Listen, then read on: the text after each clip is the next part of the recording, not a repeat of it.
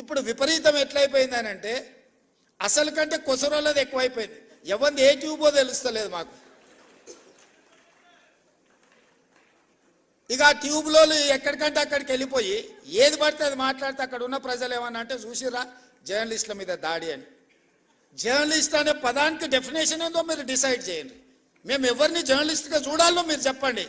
ఎవడు దోస్తే వాడు ట్యూబ్ పెట్టుకొని ఆ ట్యూబ్లో పెట్టుకొని వాడు మెడలో పట్టేసుకొని మెడలో ఇది కట్టుకొని వాడు నేను ట్యూబ్కో జర్నలిస్ట్ అని బయలుదేరితే వాళ్ళు వివరించే విధానాన్ని బట్టి ప్రజలు వివరిస్తారు.